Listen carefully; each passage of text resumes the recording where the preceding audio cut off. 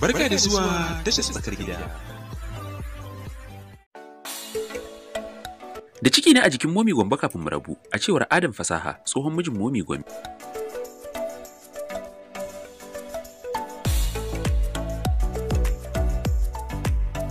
Bayyana wani hoto na mawaƙi Adam Fasaha rungume da Momy Gombe ya taso da wata sabuwar tashin-tashina, inda aka fara maganganu ƙanana kan hoton. Yayin da suke zargin ko yanzu ne Adam ke wata mu'amala da ita, wanda hakan yasa aka yi wa Adam ɗin tambayoyi.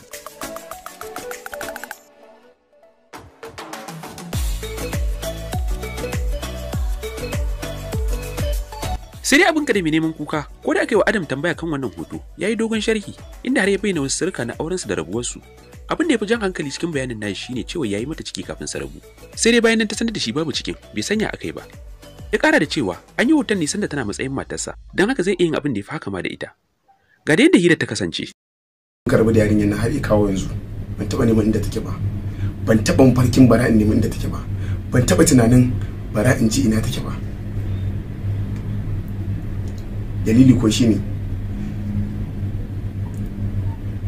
ina kokari in kare mutunci na ko kuma in kare martabata a matsayina na wanda na aure ta. Na farko kenan. Sannan na biyu, idan har abin da girman abin da yasa na rabu da ita bai sa na waye ta, ba wani abu da na duniya zai sani in waye ta, babu shi. Kuma wadda a cikin bata mun suna da aka yi ba zan taɓa manta ba, na ji voice da take cewa na ɗauko ta na kawo ta ƙofar gidansu ne ya su ita. Wato wani abu ɗaya da yake ban mamaki da masana'antar nan shine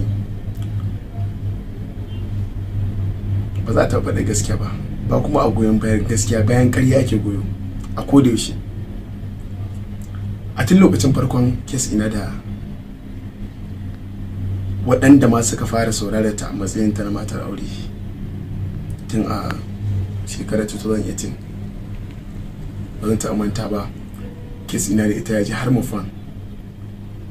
Amma abin da kai ci shine a lokacin da yawa suna bayana, kuma da yawa ta nima suka santa. Amma abin da zai bada mamaki shine waɗanda nake kesin nan da su akan sun sa mata kyamara da dama, sun samu ɗaurin gindi ne da goyon baya da gurin wanda suka san cewa sun fi ni.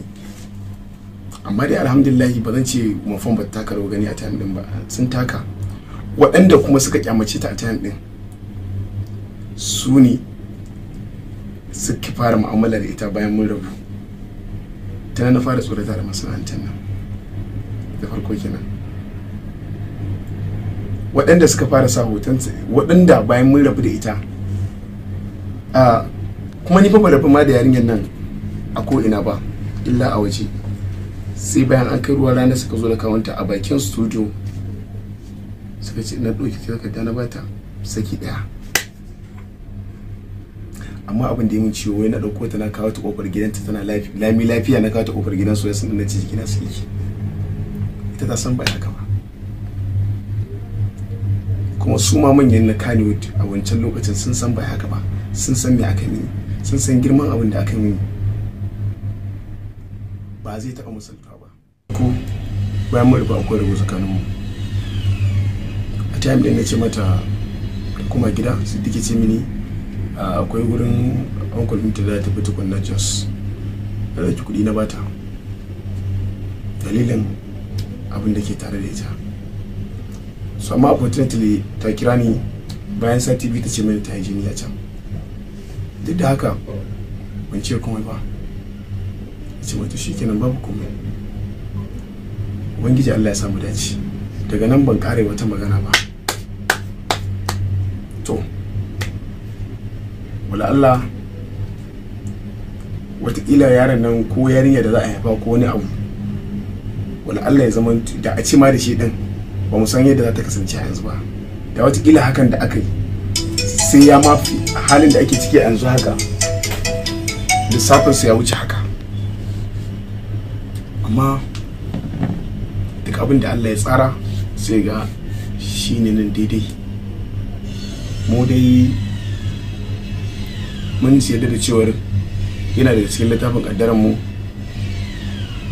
ba za mu haure ko kuma mu tsallake abin da Allah ya tsara mana ba daga cikin rayuwar mu, domin tun lokacin da aka haife mu Allah ya riga rubuta a cikin littafin da duk ƙwayar zarra ba za mu mutu ba sai mun cika shi. Zan auri irin mace wance, zan haifi da irin wani, zan gamu da wani, zan gamu da waccan.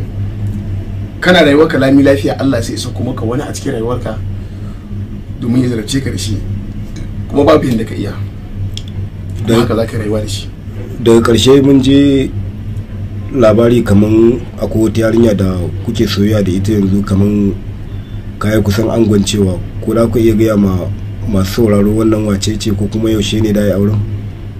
To bata in ce maka ga sunan wacce zan angwance da ita duk bai taso ba, amma tabbas na kusa aure, kuma aure na alhamdulillah nan ba da jima'a ba zan yi shi insha Allah.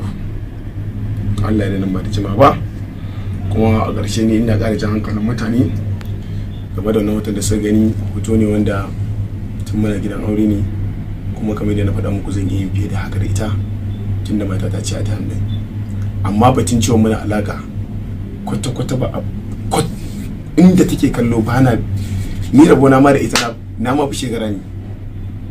Allah na tuba sati 3 baya da suka wuce ko 2 ne mun haɗe ta gurin birthday, kuma ta zo ta gaida ni na amsa, wannan na sani. Amma bayan wannan ni ko kusa ko nesa ban taɓa sha'awar ba da yin wata alaƙa da ita ta daban ba, ko kuma a'a yin wata alaƙa da ita mara daɗi. Babu wannan tunanin a raina, ba ta ita nake ba, ba ta harkokinta nake ba. Iya abin da aka yi mini ma ya riga na baro Allah, kuma komai da kake gani da lokacinsa. Idan shekara 1000 ne Allah ya ɗeba, za a yi ta kan bakon baya kan dole zai zo ya wuce inda muna tsaye rai. Saboda kai dai kana gani kana ji irin kisoshi kaza kaza kaza, wane ya kaza, wane ya kaza, wane ya kaza, kuma kai tarihi yanzu.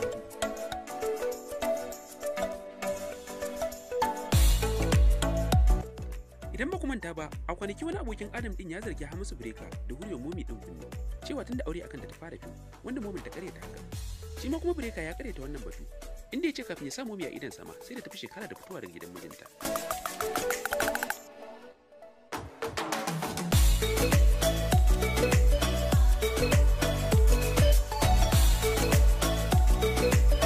Allah ya kyauta, shi dama aure rai ne da shi, kuma zama ya gaji sabawa. Saki ya aure kuma halal ne.